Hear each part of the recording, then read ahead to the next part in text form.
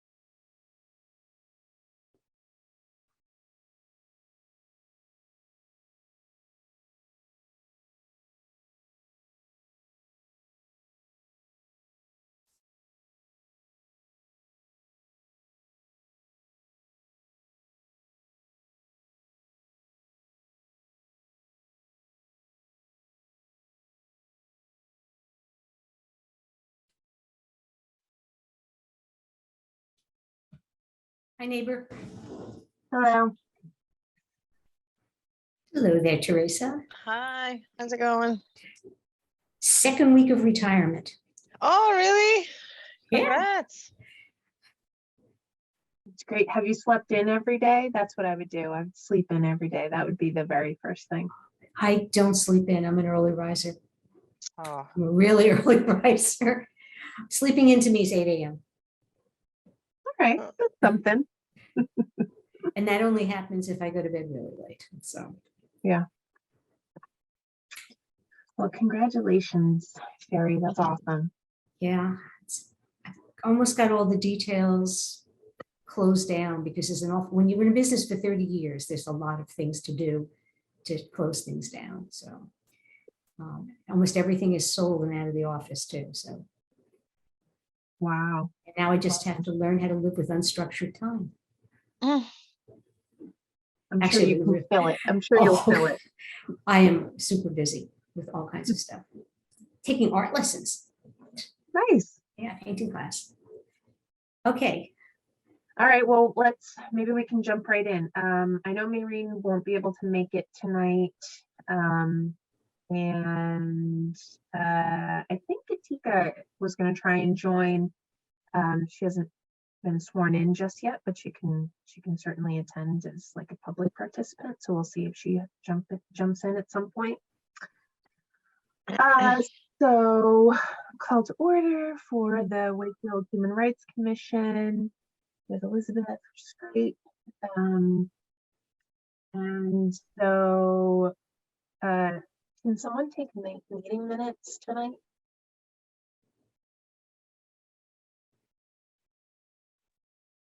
Yeah, I can. Is it just me or let me see if I can turn up my speaker. You just seem Mike quiet. sort of. You're like kind of like going in and out as a volume. I don't know if it's Play just around with that. Is it any better? Yeah. Okay. Maybe it was me. All right. So this evening we have Sherry Oken, Teresa Aravena Gonzalez, Daniela Nadalik, Jeremy Little, Benny Wheat, Amy Rando, Reverend Elizabeth, and Nicole Jacob here in attendance. And we could do kind of a brief check-in. Actually, Sherry kind of reminds me, what do you want to do as like your very first day when you retire? What will be that like one thing? Sherry just told us she did not sleep in. She was an early riser, but she's taking art classes. So Sherry, you pick the first person to go first. What'll be like that first thing you do when you retire? Teresa? oh God, I think I would do like a major cleanup of my closet. I did that too. See, I need hours and hours, so I'll do that.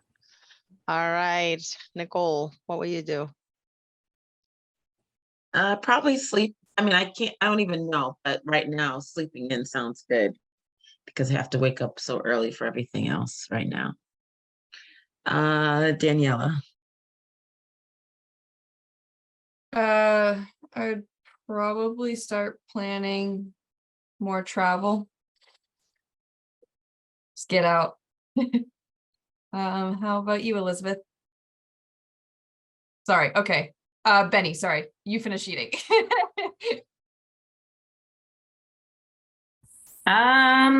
Maybe I would like dig up a bunch of stuff in my yard, like dig a new flower bed or something like that. How about you, Jeremy? I'm not sure because it's like Nicole, I don't know if I can fathom it, but I would like to think that I would start looking at a new boat to have for retirement, but maybe I should have it before I retire to make sure I can get it. But yeah, so but Not your everyday boat. It has to be your retirement boat. yeah, I foresee a lot of fishing when I retire. That's my hope. So I would probably the first thing I would do is probably start scheming my fishing trips. So Elizabeth, are you good now? I am. I have trouble imagining retirement, both because I just am not sure that like the structure of our world is going to be such that it is right now that retirement is going to be a thing. But I have always thought that I would return to Girl Scouting, probably with some volunteer time with retirement. And I don't know that that's the first thing that I would do, but I'm having trouble imagining a first. So, Amy, do you want to share or? Sure, I would probably just spend more time with family. Whatever that is, whether it's going out and doing activities, but just more time with family. I love that.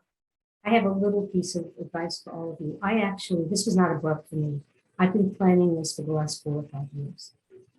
So I would say, if you have an end date in mind, start planning a few years in advance, and you'll be amazed when you start thinking about the kinds of things that you've not been able to do that you really would like to do.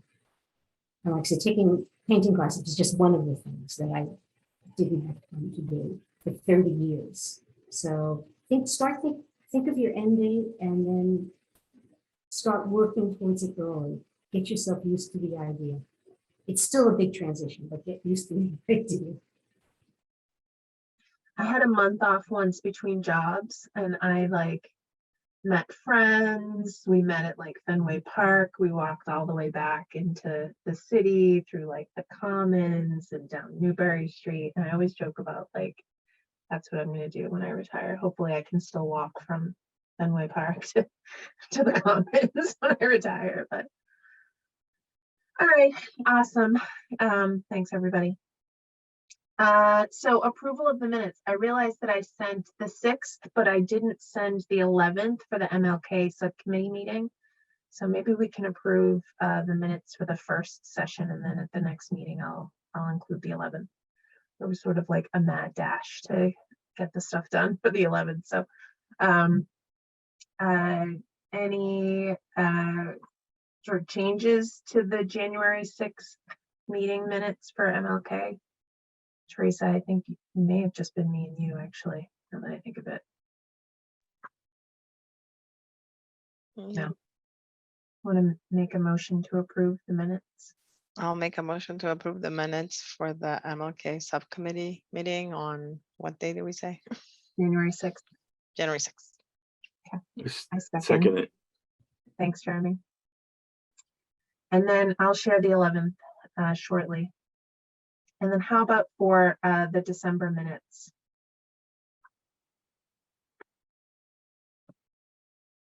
Anyone like to make a motion to approve the December minutes? I can motion to approve the WHRC general meeting minutes from December. Second? Second. Thank you. Do we have to vote on these? Oh, I don't think I can second because I wasn't there, right? Okay, right. Right. No, Yeah, you- but you can't vote. Exactly. Yeah. Yeah.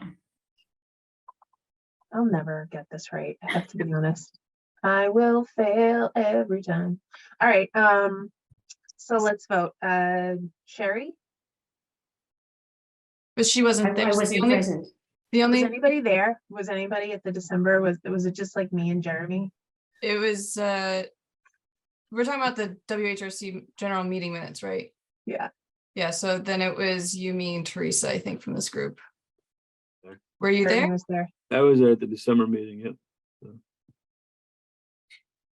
Then let me check that you were marked there. So otherwise I'll edit it.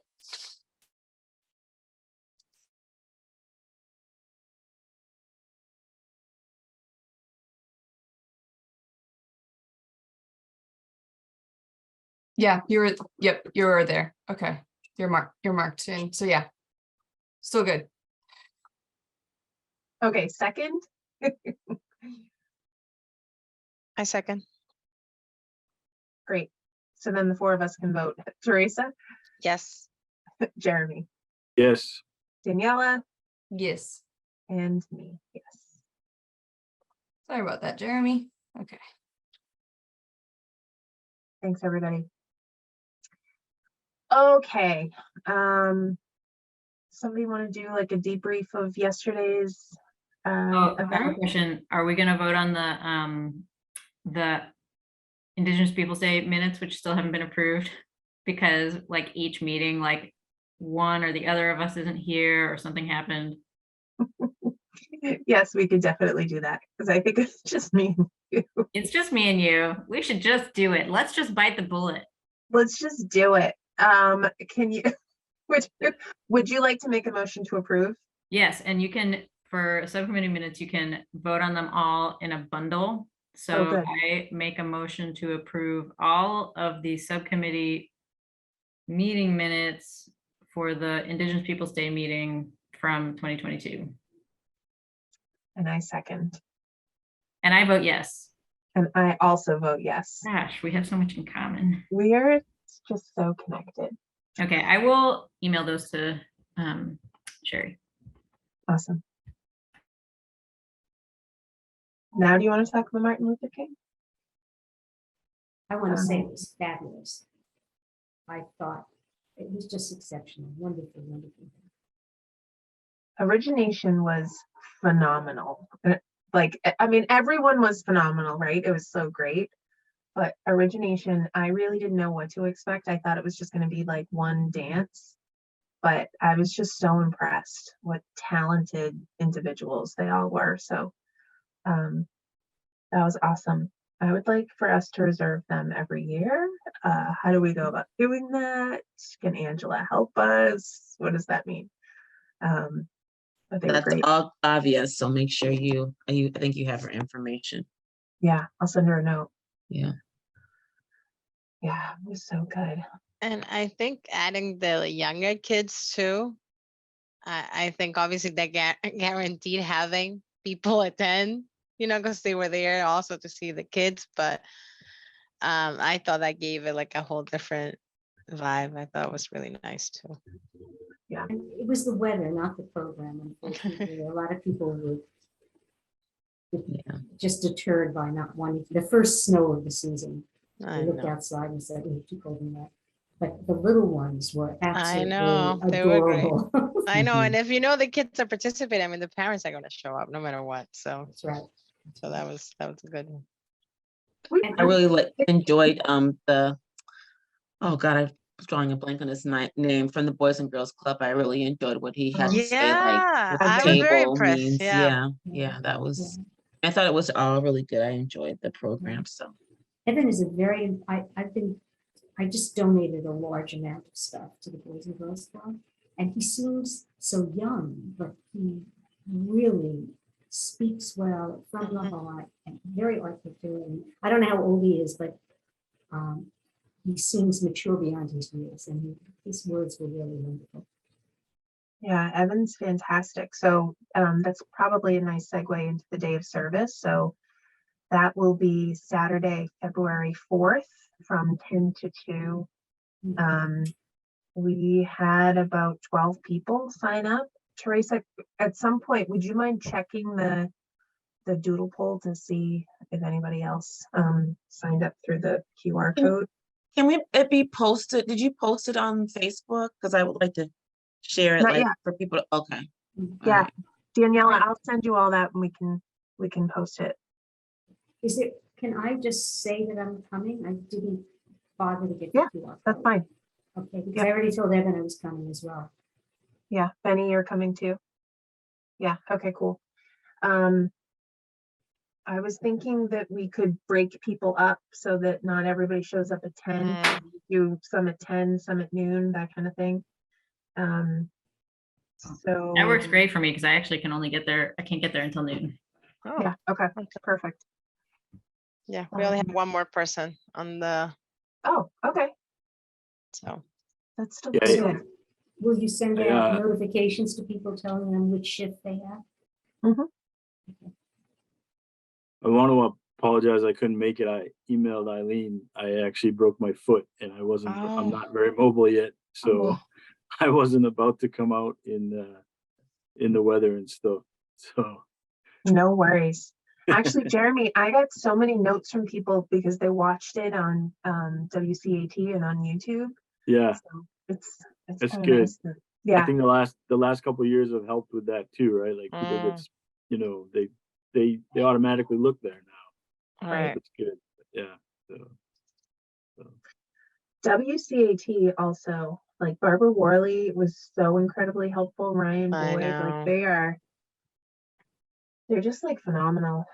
I was telling somebody I was having like a fever dream that like I didn't book the Galvin correctly, and then they couldn't get into the building, and then everyone was standing outside in the snow. I was like, oh God, this is gonna, and none of that happened. But they were awesome. So Eileen, can you fill us in on was it the guy from the newspaper that had called me? It was, yes. He wanted to know why both names, right? Yeah. So he What called happened? you. He called Jonathan Chines. He called a little bit of everybody. He finally got to me. And I don't know if anyone has seen the item today, but we're on the front page of the item with a photo of the 4 kids that read The Hill We Climb. And then it was a really nice article. Yeah. Sorry, Nicole, you look like you're muted. If you can you take a screenshot and send it to me? Yeah. Thank you. And I want to congratulate the moms here, Eileen and Nicole, for raising such wonderful children. That's very sweet. You can also hear me yelling from my house sometimes, Sherry, so you know if I'm being nice or not. Now, we have really soundproof walls and windows, I Oh, realize. There was something I was going to say about the kids, and now I can't remember. And Anyway, Vanessa is just fantastic. She's going to be a wonderful addition yeah. next year, I believe, to this commission. Can I tell you, I was standing there chatting with Maureen after the event, and Vanessa walks up and is like, "Hi, Maureen, I would really like to volunteer with your campaign." And I'm like, this kid right here. Yeah. She's fabulous. I remember her coming. She had been on the commission for like 2 weeks or something, or maybe she hadn't even yet. I don't remember what happened, but she came to our Asian American. That's right. She volunteered. And she hadn't even barely been involved with us. She's like so into it. I love it. She's come to everything. She is a wonderful volunteer. And it's funny because I was wondering how anyone could follow Yana. Yana was a tough act to follow as the youth council, and Vanessa is fantastic. Yeah, she's done a great job. She's just a nice person too, which helps. Okay. So Daniela, I'll share the information for the day of service for us to post online with the QR code and give everybody a couple of days. And then I'll send an email to everyone that signed up, and we'll ask people to pick either 10 or noon, sort of create some slots based on, whatever. And kids are included. They're welcome to attend if they want to help. I did get a couple of questions from people saying, is it just for adults? But I think the more the merrier. And what day did you say that this is? It's February 4th from 10 to 2. Okay, thank you. We'll be painting a mural that's designed by the members of the Boys and Girls Club in Wakefield. Okay. Sherry, do you want to talk about IWD and sort of next steps? Yep. We are confirmed for March 8th at the high school theater. It's going to be from 7 o'clock in the evening until 8:30. And then I had some questions for this group. I know in the past we've had these small reception with refreshments. Is that typical for an event of this sort? Should I try to plan something like that to follow? I think so. Actually, I was going to bring that up too. In past years, I guess the MLK event had refreshments after. A few Yes. families asked me, and I was like, "Oh, Oh. we've been remote all this time. It didn't even dawn on me." So yes, I think so, Sherry. You should. Okay. And perhaps we can get some people to volunteer to bake. You know, I will bake for sure. And so I'll keep that in mind. So that's one thing I just wanted to. And then I had another question, and this is a real strategic question. Maureen has given me the name of somebody fantastic, a women's study professor, Teray's wife, Brandon, who's a women's studies professor at Smith. And now that I have the date confirmed, I'm going to get in touch and see if she's available. If not, if she can recommend someone else. And as I spoke with you guys previously, the topic is feminism today. And as Elizabeth pointed out to me, also womanism, you know, as another way of looking at women's place in this world. And so we have an academic, and then I thought we'd have something intergenerational.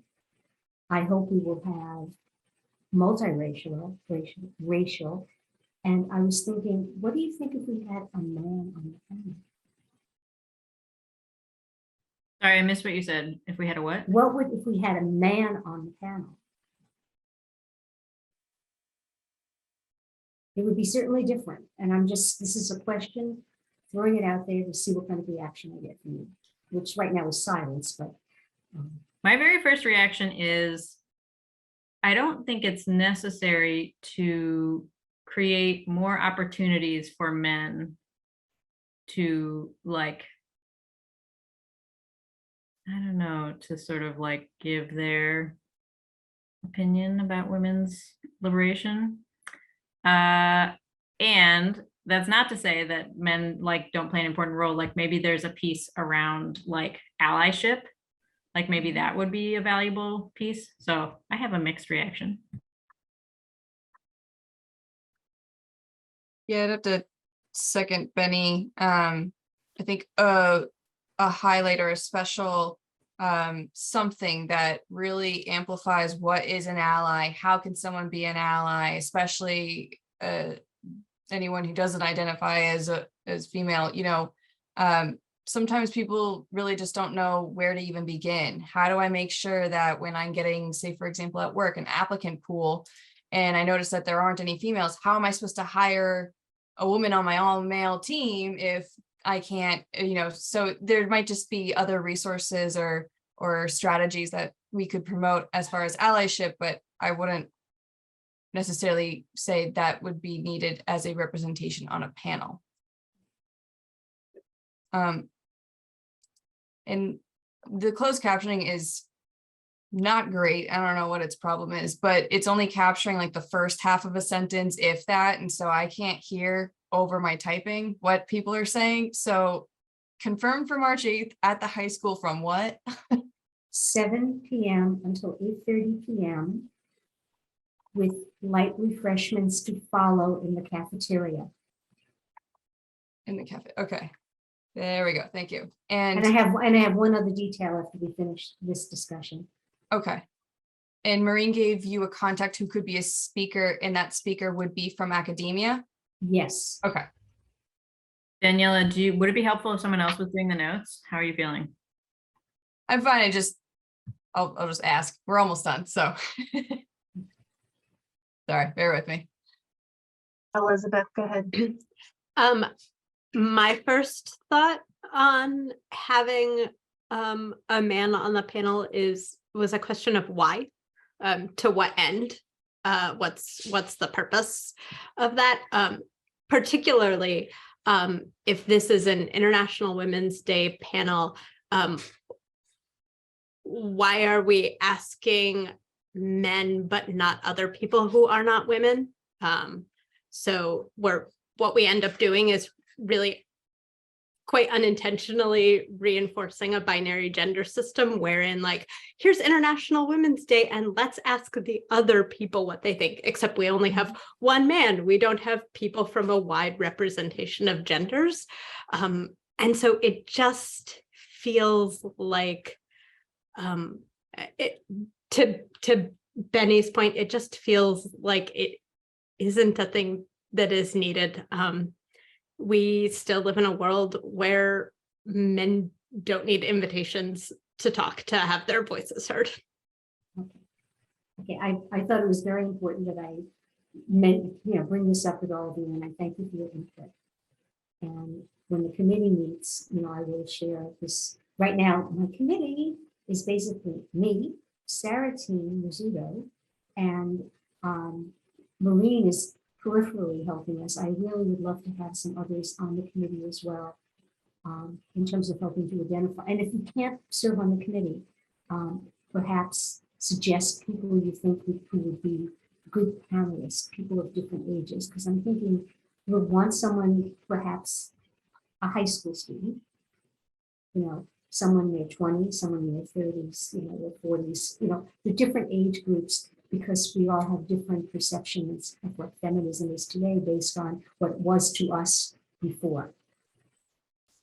As someone who's in her 70s now, I have a different notion of it perhaps than someone who was in their 20s. So please, Sherry, when I announce the meeting, I hope somewhat more of you will join us. Sherry, I do have a question. It feels like a really broad topic, like feminism and womanism today. I guess I'm struggling to see, and maybe it's because I haven't been to any of your subcommittee meetings, so feel free to invite me and I'll do what I can, of course. But I'm trying to understand like what the plan is. Is it to ask the same question of all of these people in different generations? Is it to understand historically where we've been for feminism and like where we are now? And so now that's one question, I guess, two questions. But then the other piece is, I know that it was it Brandon McKinley? Is that the person that? It's Tyree's Marie. wife, yes. Okay. Teresa's wife. Teray. Tyree's wife, yeah. I'm Okay. sorry, I'd never get his name right. I mean, if you haven't had a chance to talk with her, I wonder if she has done talks like this before, and maybe you don't need a panel. Maybe she can do this on her own, right? Or you're interviewing her in some way. I don't know, just some ideas. But I would never volunteer for this just because I don't feel like I have enough historical information about feminism to this point. But I'm just trying to understand like what's the approach? Is it the interview? Like I just can't picture it. I don't know. Well, since we haven't had a committee meeting yet, Yeah. and we haven't put together, I've talked to people, but we haven't had a formal committee meeting, and we have not put together or started thinking about the types of questions we would ask, whether it's a single individual being interviewed or a panel. Okay. It's a little hard for me to tell you exactly how we're going to focus it, but we will definitely narrow it down so there is a focus, because it has to be something worthwhile to listen to and stay within that hour and a half framework. Yeah. Okay. So again, I'm going to look at the calendar and tomorrow send out an invitation for I'll send out a doodle with some suggested times, and I hope some of you will join us in this. But I'm very relieved that we have the space. And also I spoke with Barbara Worley and she felt that we would be cutting into our live audience if we did a simulcast. And so I was thinking that for this particular case, the post press will be the invitation to those who couldn't come to this to be able to view it. And because she felt pretty strongly about that, which surprised me because I thought they liked doing simulcast. So you So- mean they'll record it and then they'll post it on YouTube afterwards? That's Okay. right. And then I would send out extensive post press inviting people who did not attend this wonderful program for whatever reason. Because I know from the past when I've gone to this and we've had a really full house, it's been an extra exciting event. Of course, getting back live again is going to be exciting in itself. Sherry, I'm happy to be on the subcommittee. Send out, Oh, include me thank on you. the doodle or whatever, and we can find it. Okay, Benny, thank you. It doesn't take a lot of us, but we need people with ideas and connections, of the right kind of people to be presenters. Whether, like you said, it's one expert person or several points of view. And yes, the reason why I wanted an academic was so that we did have someone who had a rich historical perspective and understood all the different aspects of it, unlike myself, because Elizabeth last time pointed out something to me that I was not aware of, the concept of humanism, and I have since read up on it. So I thank you for that, Elizabeth. So I figure if we have someone this is their expertise, that would help also in terms of guiding us in how we present the program. That's great. And last year was such a hit with all those wonderful women talking about their different ethnic experiences. Oh, and the theme this year is, it's very broad, embrace equity. But isn't that what feminism has been around for so long, is equity in everything. So I'll have more for all of you, and I will send out a doodle to everybody. And then if you can participate, that would be great. If you just have ideas, send them along. I welcome all of your ideas. Sure. Go ahead, Elizabeth. So I'm hearing that theme for the first time, and I just want to say that actually feels new to me. We've talked a lot about equality for decades, and equity is different. And I feel like that, right, talking about what equity truly means and the ways that those of us who are women who have a lot of privileges in a lot of other places have a like intentional role to play of stepping back and shutting up sometimes to amplify other voices and to achieve equity. Like, there's some really good direction in that. That's great. Thank you so much, all of you. All right, Sherry. It's a total random thing, Sherry, but when you mentioned a small reception, the vocational school offers lunch every day. I think like Monday through Friday, they have like a little cafeteria where you can come and grab lunch, and it's for sort of short money, but it's catered by the students there. I wonder if we want to reach out to to the Voc and see if they'd want to, provide some sort of bakery goods or whatever it is, and we can make a donation to the Voc to support that. Yeah, and I've actually had lunch there, and it was excellent. Good.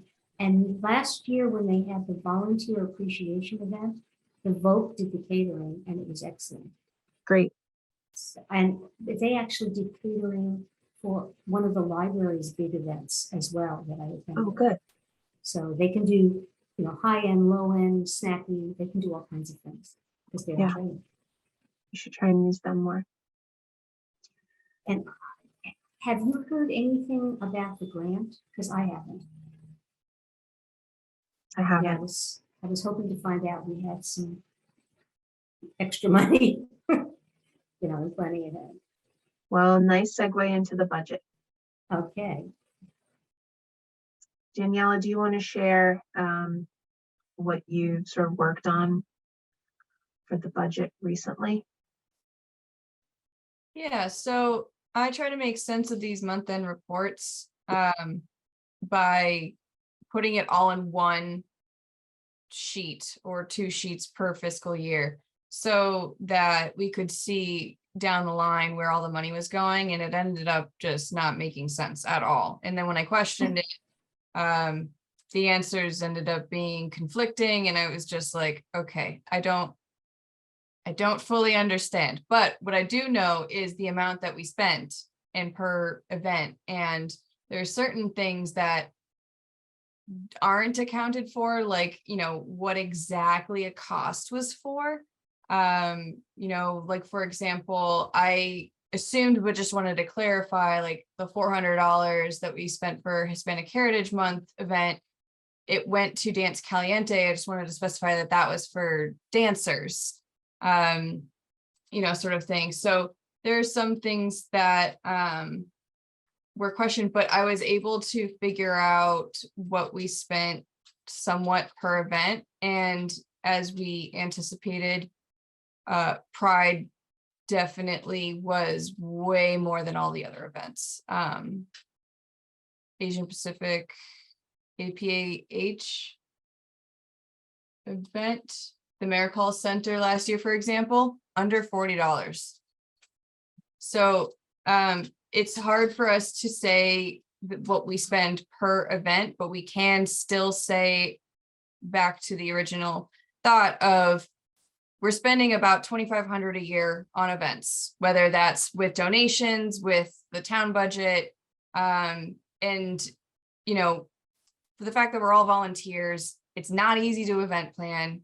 There's only a couple of us per event, and to rally like so much for the town, adding on top of our plates the efforts to having to go and chase down money, like not super ideal when it's already pretty stressful. At least since 2020, it definitely has been a little pressured. So I think that we just write to Steve, as discussed in last meeting. We just need to send him an email. He doesn't need a breakdown. He doesn't need the details. He's CC'd on communications where I have the information. So if he wanted the breakdowns, he could have looked at it. I'm sure he's going to look at that and be like, it doesn't make sense. And I would be like, yes, no, it's true. It doesn't. But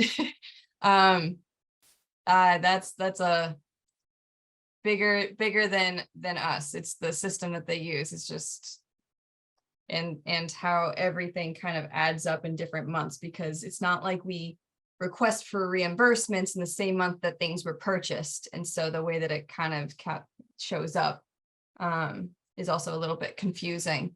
So the ask would be in an email. And I think, if people want to know the breakdown of events for the expenses that I had, so if I start from last year, the MLK event, $238, Pride, $1,348, APAH, $39.49, Juneteenth, $300. And then we go to the latter half of the year, and Hispanic Heritage Month, $940, IDP, $250. So in total of all of that, it's $2,380. So asking for $2,500 or $3,000, so that way we have buffer, because the point of asking for $3,000 is we don't have to go back. He doesn't have to worry about approving expenses. We just have it. And then at the end of the year, if we don't use it, guess what? It rolls over. So it's no harm done. So yeah, I think that's pretty much our next step, if that makes sense. And I know that that was like an approved action item for us to do. But if that still makes sense now that I've kind of broken down all the different events and different costs, then we can still go with a 3,000. It makes absolute sense. And we are so constrained now. I mean, when I take a lead on something, I'm worried about whether or not we can afford to do what we would like to do. I'm already thinking, like, how much can we afford as a budget for refreshments from the vocational people? or if we have to pay a keynote speaker, someone like a, a professor and academic, how much might that be? And are we not able to do that because we don't have money in our budget for that? So I think, and I think that he recognizes our worth and the amount of work that we do and how that work has expanded. So I think you might have, this will go, I think you will have sympathetic ears. And I just hope that the town is then sympathetic. I know the town council, I think, will be. They're very supportive of us. They come to all our events. Well, and I wonder. And by the that way, the actually- $400 for dance caliente was dance instruction. They were instructors. Okay. Go ahead, Benny. What were you going to say? That sparked a thought for me, Sherry, which is the budgets ultimately get approved by the town at town meeting, but they get sort of like preliminary approval or something, there's some step in which they go before the town council. And I wonder if, as we're working through this process of like, I'm picturing it, tell me if this is correct.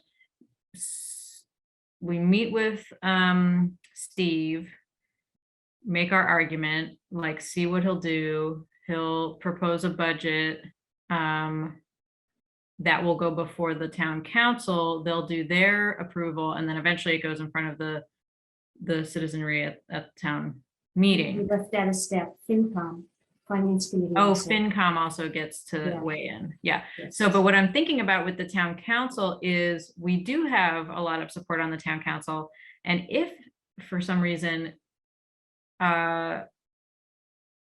if Steve was not wanting to give us this kind of budget, if he wanted to continue going this route of like, we'll give you $1,000 and then come back and ask for more if you need more, could we go to our supporters on the town council and say, listen, when this comes before you,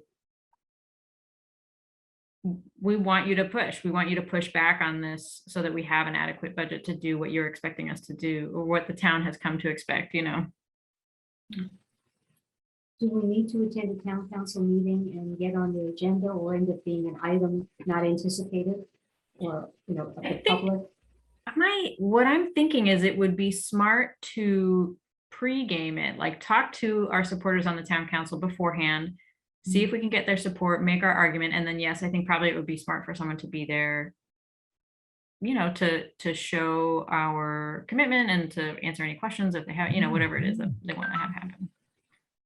And maybe we make we could, well, I don't know if we would have to ask to be on what I'm thinking is like, would it be worthwhile to make like a little presentation? Like, this is the number of events we put on every year. Here are some photos from our events. Here are the number of people who attended. Kind of like try to make a little bit of an impact statement of like, this is what the town is getting, and this is why we need the money. So that would be like a step after, because all that we need to do is email Steve and ask him, can we have this expansion? And this month, at the end of this month or the beginning of next month, he then files for that request. He's filing it for all the commissions. So if we get a comeback of it didn't get approved or pushback, then I think we get that presentation out there.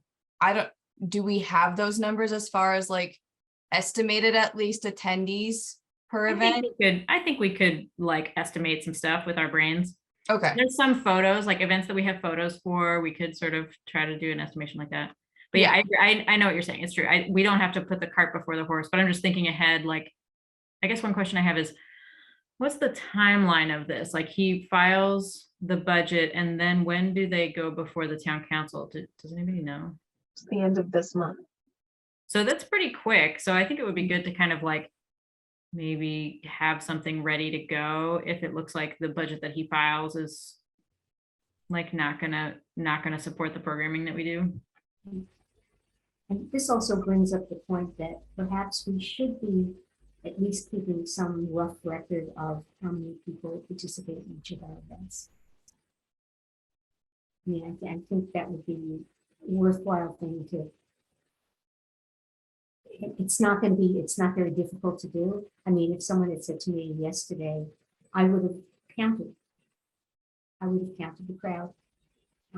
Same thing with every other event we've had. I mean, I can from pictures tell you about Hispanic Heritage because I can see how many different discrete people did come at different points because different people stayed for different parts of the program. And Steve's been to almost everything.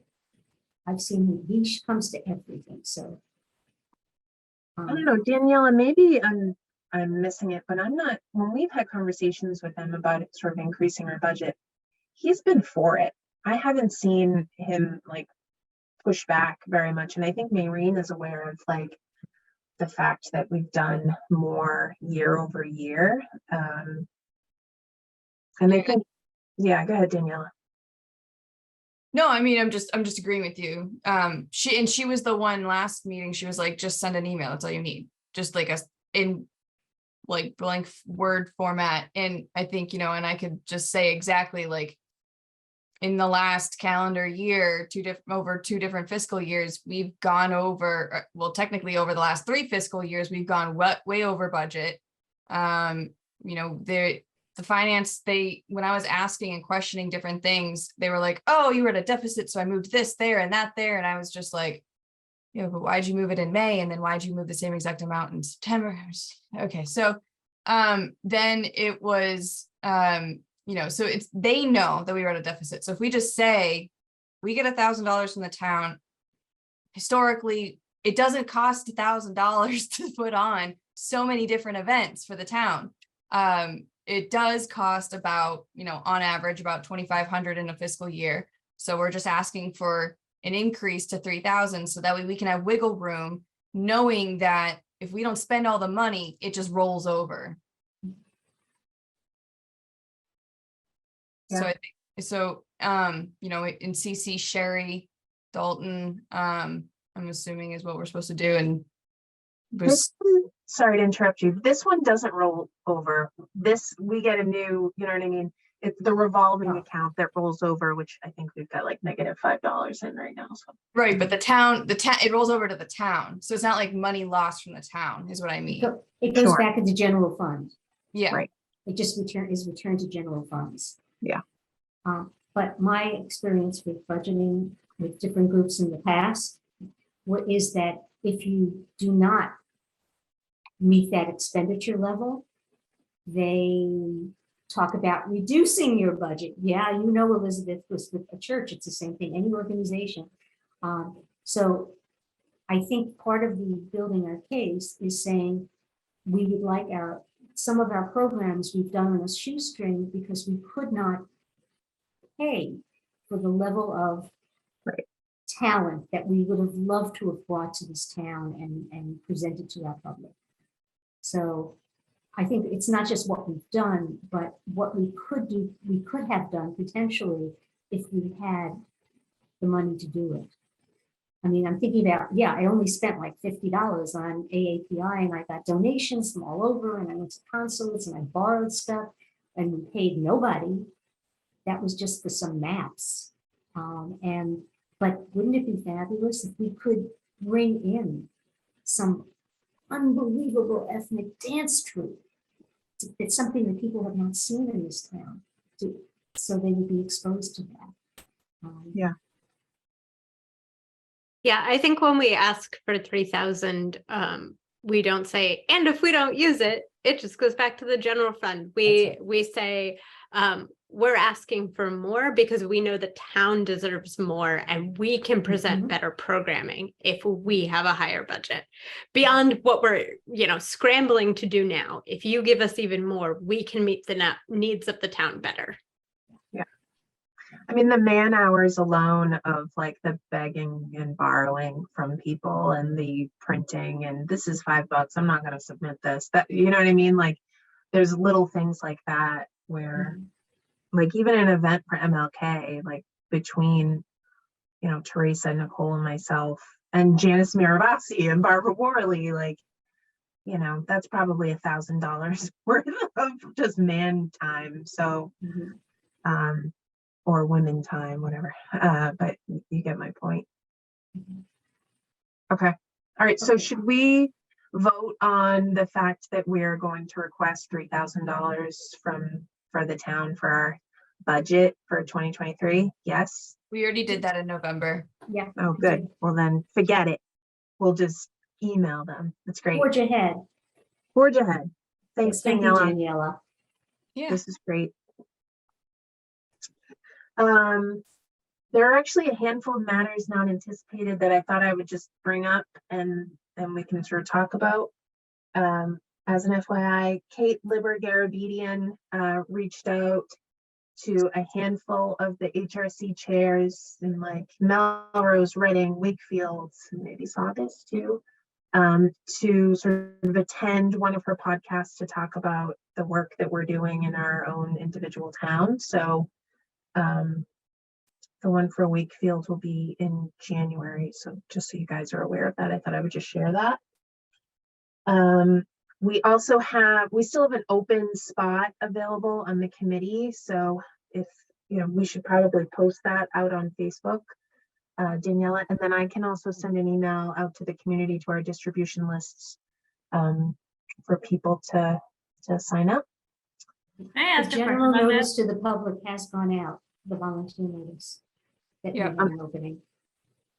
I'm sorry, Sherry, say it one more time. I missed The it. town has sent out Oh. the volunteer notice and indicated there was an opening on the commission. Okay, good. I have a Go ahead, question about Betty. that. Why do we have an opening on the commission? Am I like missing something? Because we replaced the person who got appointed to fill Donna's spot is already appointed, right? And then Lindsay. Oh, I didn't even know that this had happened. Is Lindsay off the commission? Yeah. Oh, Yep. I didn't know She that. stepped down the end of December. Okay. Oh, I didn't know that. Yeah. So now we have an open spot. I will announce it tomorrow night at Books by the Lake, because there's a fabulous group of women in that particular organization. Many of them are already activists in town, and perhaps someone there or someone in their families or a friend of theirs might be interested. Get Elizabeth. So we had 2 people apply for that position that was open previously. Can we not just return to the second person, or do we I have to did. put out? Oh, okay. I did. Yep. Got We it. just haven't heard back. So I'm going to keep nagging away, but if for some reason we get another applicant, it doesn't hurt to sort of talk to them. But yeah, Thanks. Yep. Sorry. no, it's great. And it's sad to say that, Nicole, you'll be leaving us this year, so we're going to, our big shoes to fill. I have to tell you, this is going to be a major loss. I And told we'll all Nicole that miss you so much. we're going to refuse her stepping down and that she should just continue to do the HRC from a distance. She hasn't agreed yet, but someday. Okay, and then the other was, Benny, you shared an article with Sherry and I about sort of anti-Semitism in like multiple towns in the area, but specifically in Stoneham, that there have been some swastikas that have been painted. I don't know if you want to talk a little bit about the article, where you got it, that kind of thing. Yeah, a friend of mine in Wakefield forwarded it to me. It's an article in the Washington Post. Is that where it was from? I think it was from the Washington Post. Yeah. About this anti-Semitic attack that took place at this family's house. And then kind of generally it speaks more broadly about these trends. But it was like extremely disturbing. I can forward you all the article. Yeah, it's like another disturbing reminder. And this poor family, yeah, it was like really upsetting to read, because they're like, it's kind of like a low-key, some family like living in some random house, right? They're not like a high profile, like, I don't know, like, not that it's okay for anybody to be attacked, but I think it's just alarming that a Jewish family that doesn't necessarily like stand out in the community in a particular way is being targeted. Like there's this line in the article where she's like, I don't even know how they knew we were Jewish. And it's like, just very disturbing. Scary, So- actually. What? It's scary. Yeah. And I will say this year, in walking around during Hanukkah, I saw no menorahs in anybody's window. And I usually see menorahs. And I noticed them because I'm Jewish, but I saw none. And if it helps for context, so the Washington Post did this article in early January, and then there was an op-ed promoting how, we need to go against this rise of anti-Semitism. And they mentioned the Stoneham Act, which actually happened last November. So there are other things that happened recently, I think, and that I had put in Linfield, in Saugus, and Swampscott is currently investigating something, or probably now, because that was 5 days ago. But the whole point is that it's new research by the Anti-Defamation League that is showing widespread belief in anti-Jewish tropes at rates that have been unseen for decades.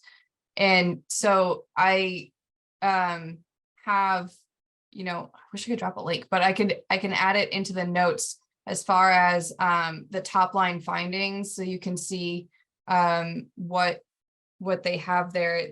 There's like a summary that kind of breaks it down before you get into, it's essentially like a white paper. But with that, we did post on Facebook that our boilerplate in response to the rising acts of it, that we took the opportunity to reaffirm the town's commitment, and then posted several ways that people can support the Jewish community and actions that they can take. So how do we take that a step further and make it so that way when there's the next Jewish holiday that Sherry's going for a walk, she can notice what once used to be present, it no longer is. I reached out to the Anti-Defamation League to see if we could have someone come at one of our next meetings to sort of talk about this exact topic and what more we could be learning and what we should be sharing with the community. And then I have a question, and Amy, I hate to sort of focus on the police department, but would you be able to share like what typically happens when something like this happens in the community? And do we reach out to the police department? Like, how does that work, just so that we all kind of know what to do? Yeah, absolutely. If anyone, I'm trying to think of any recent incidents and none come to mind. I know, in the schools, sometimes they've seen, or maybe it was 2 years ago, 3 years ago, there was some graffiti outside in the parking lot. But people normally do call the police department to report, if they see any images like that, and obviously graffiti is a crime. So they would call the police department to report that. So Where does it then go from there? Like, is it, do we notify the ADL typically, or is it sort of cleaned up and that's the end of it, or what's So kind of the when- next steps? when Mr. Takes a report, if it meets certain criteria, or obviously if there's a suspect or somebody that we can interview, then we check off a certain box, and that automatically goes into NLETs, and sends out a notification. So the people who do track stats would get that notification. But we would need a suspect, obviously, to investigate who actually did it and motives behind it. But it's always good to report it to us. And then, we report it after that if we can. So. Thank you, that's helpful. Wonder if it would be good to reach out to Rabbi Greg and just like, he used to be the clergy council like appointee person to the HRC maybe like 4 years ago, for like, I think he was on there for a couple of years. And like we just haven't been like particularly connected with him and his congregation since that time. But I wonder, I don't know, maybe it'd be good to reach out and like reconnect and see if there are ways that we could amplify any messaging that they're doing, or things that that we could do to support him and his congregation, or to like call for support from the community, you know, like get some input from him about what would be the most supportive thing for us to be doing in Wakefield in particular. I'd be happy to contact him. I don't know him personally, but I'd be happy to do that. I live down the street. Well, actually, Elizabeth, you know him personally. I do. And So- I hopefully will see him tomorrow. And Okay. so I can certainly check in. Yeah, that'd be great. Thank you. Great. Yeah, I think that's a good step here in town. I am relieved to hear from Amy that we have not had incidents, at least reported incidents like this in our town in several years. I just hope we don't see any in the future. Okay, thank you all. Anything else that you wanted to talk about before we review the action list? Go ahead, Sherry. Today I found out that there are different contact people for reserving space at the high school. So I will resend to everybody a fresh and updated list, you know, the toolkit list with all of the contacts on it. Because I called, I got someone entirely different, and I asked about other people. She goes, "Oh no, not here anymore." So I will share that with you, different people to ask for. If you need to reserve space, actually in any of the schools. So what's really interesting is I didn't talk to anyone when I reserved space, like no one. I went into the tool, I reserved the space. I had a fever dream, but it worked out. And okay. they opened up the school. So should we be talking to someone? No, the question, Okay. the reason why I called is because I wanted a quicker answer. I was afraid if I went into the tool, it would take days until I heard anything. It And I actually wanted to be wasn't sure I bad. had something to report to you guys tonight. Okay. Yeah, no, it wasn't bad. So I sent it in like a Tuesday and I got a response by Thursday. Like it wasn't, Okay, yeah, they were pretty quick. because that and- is in the toolkit already, the tool. But in case you want to speak to individuals, I have new people for you. Okay, that's great. Thank you. Daniela, do you want to review the action list? Yes, okay, so Eileen to share the MLK meeting minutes from January 1st. Benny to email Sherry IDP meeting minutes, Sherry Dalton, IDP meeting minutes from 2022. Eileen to share day of service information with me to post on Facebook and then send an email to all who signed up to register for time slots. Eileen's going to share Nicole a screenshot of the item front page. I also heard that there were really good comments there. Me and Eileen to email Steve Mayo to request 3,000 from the town budget. We've been working on shoestring event planning because we were beyond strapped with resources and have gone over budget historically. On average, we spend 2,500, so we're asking for 3,000 because the town deserves to have their needs met appropriately. We'll finesse it.